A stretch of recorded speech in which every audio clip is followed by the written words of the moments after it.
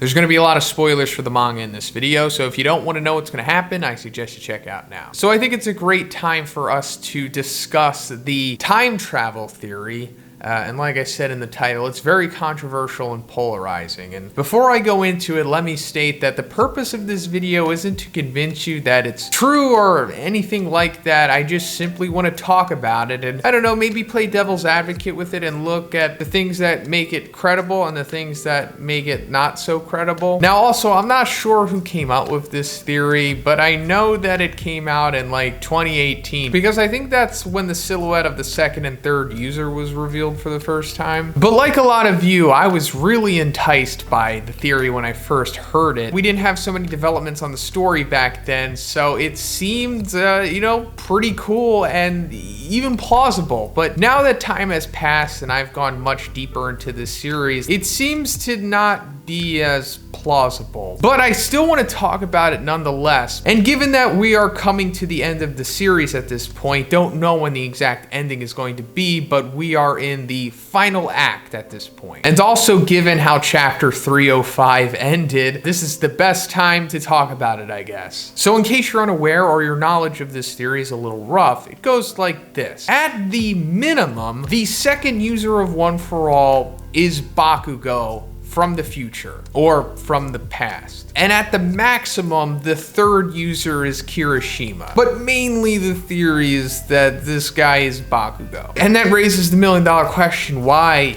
is it Bakugo? And at this point, and at least in my opinion, there's not really a good reason why it's Bakugo, other than it looks like him. And it's not like, you know, we want it to look like him, like it's some weird pareidolia or something. I mean, it straight up looks like him. It's not a coincidence. I really wouldn't be surprised if Horikoshi is doing this on purpose for some reason, either to troll us or to have some kind of connection to Bakugo in some way if it is not directly Bakugo. But some of the leading theories around this, I'll say, is that Bakugo is going back in time for the purpose of One for All. I mean, clearly if he is becoming the second user, it involves that for some reason. Now, one of the reasons is that he has to tell the first user of the past that he actually has One for All in the first place and that he is capable of passing it on to others by them ingesting his DNA and him willfully wanting the transfer. And I guess you naturally really wouldn't know what your quirk is at first if it is extremely subtle the way that that is. I mean, we have seen instances throughout the series where characters are compelled by their quirk, like they just have that instinct to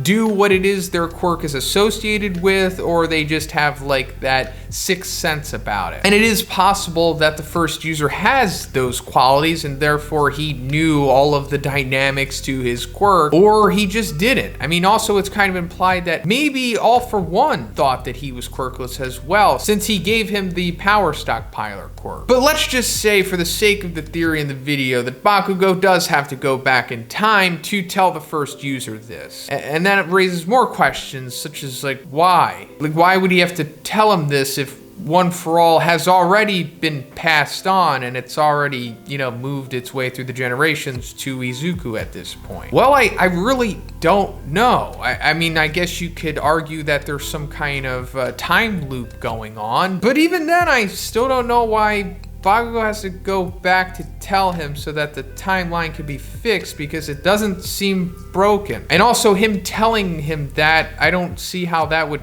fix anything, even if it was broken. Now, it could have to do with a possible future event where All for One or Shigaraki, probably All for One, successfully takes One for All from Izuku. I mean, that's obviously been a recurring thing in this story. All for One is obsessed with One for All. I mean, clearly we saw it in the war, and most recently All for One's true motives have been made clear, and he almost did take it from Izuku, you know, before they went to the Vestige world, so I wouldn't be surprised that this actually does happen. Well, so let's just say in the final moments of the series, or the final, I don't know, stretch of 20 chapters or something, All for One, who is still around at this point, let's just not forget that, he is successfully broken out of Tartarus and he is a major player once again, successfully takes One for All from Izuku or something. So now Izuku is quirkless once again. But then it's like, okay, so then Bakugo would go back in time at this point, but even if he did, how would that give Izuku One for All again? And I don't know, but I've been talking about the time travel stuff without any explanation of how it's even happening. So other than just some character being introduced into the story that has this ability, the popular theory is that Eri has the ability to send others into the past, meaning that the true ability of Eri's rewind quirk is not just to rewind somebody's body, but to rewind or just control time itself. Now, she can come to this realization by having a quirk evolution, which is something we see in the series, so that's not too far-fetched. Or they give her trigger, and I don't think that's likely because we're thinking about like characters giving a child a super powerful, dangerous drug. That just doesn't seem likely to me. I mean, maybe if it was villains that were orchestrating this plan, they would for sure do that, but like, I think it would be totally uncharacteristic of the heroes or just the parental guardians within this series to do something like that. If she were to unlock this time travel ability, I think it would be through natural means. But even then, I still just don't understand why this guy looks like Bakugo. And if it is Bakugo, that brings me back to I don't know why he went back. Especially if he's just going to be killed by All For One. And let's also bring up that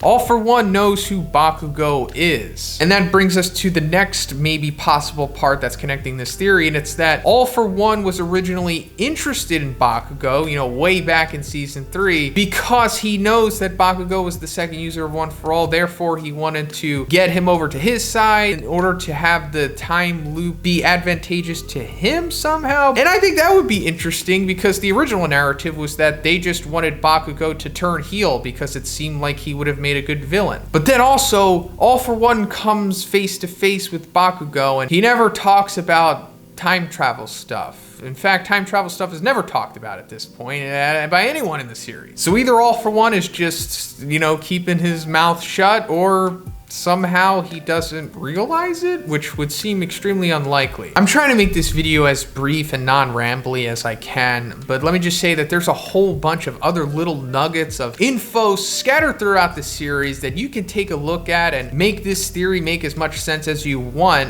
just mainly for Bakugo being the second user, not so much as the connective tissue there. Like, if you just read chapter 257, there's a lot of interesting things in there that make it seem like Bakugo is connected to this somehow. I mean, like the whole thing about the second and third users not being known, how when we actually do see them in the vestige world, they are turned around. And at the end of chapter 305, when their identity is about to be revealed, suddenly it is cut off and we never come back to that. And then we suddenly jump a month into the future with Izuku where he is currently, us still not knowing who the second and third users were. So I just think that's pretty interesting, right? Now, before I go into the final thing I want to talk about, let me just touch on the third user real quick. So this was originally believed to be Kirishima, and that kind of made sense, especially, you know, since Kirishima and Bakugo have like that tight bond and the whole broly aspect of them. And I could totally see it playing out in the series. If Bakugo does decide to go back in time, Kirishima will be like, I'm not letting you go alone, bro. I'm going with you because that's what a man would do, or, you know, whatever. So there's that whole sequence back in season 3 when they are rescuing Bakugo.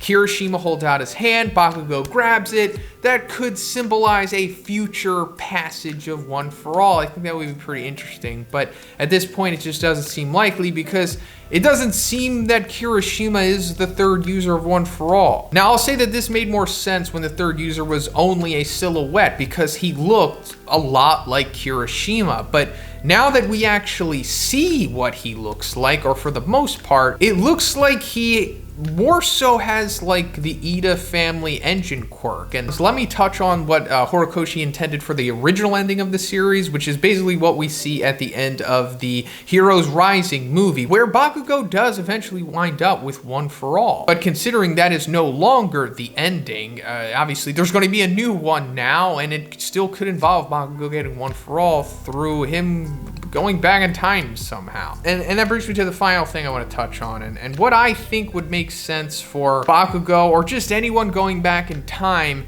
And that wouldn't just be necessarily for the sake of one for all, but it would be because of the Quirk singularity. So if there is a way to fix it, I guess that's where this time loop or fixed time loop or just time travel stuff could come into play, because it's also implied in the series that Quirks came from like rats or something, like it's a virus from rats or something, or some kind of mutation. I think that's only said once, and that was always pretty interesting to me. So maybe, I don't know, they figure out something and then Bakugo is like, yeah, I'll go back in time and, I don't know, do whatever I need to do, but I'll also become the second user of One For All in the process. If anything, it should be Izuku who goes back and does this, right? But yeah, they go back and, I don't know, step on a rat or something, and then they save the future somehow. Think about like X-Men Days of Future Past time travel rules. It could be something like that, you know? But yeah, that's pretty much it for the video today, guys. Let me know what you think about all of this stuff. The comment section is going to be a war zone, so tread carefully. But if you liked the video, please give it a like, and please subscribe if you haven't already. Have a great day, and I'll see you in the next one.